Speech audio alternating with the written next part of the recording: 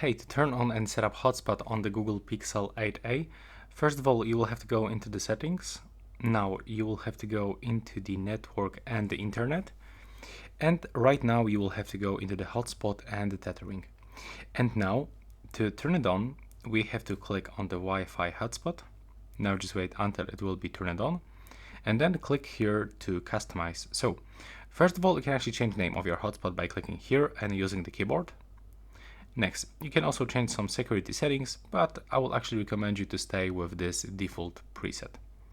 Next, we can also change the password if you want, and this is actually how we can input the current, how we can find the current password.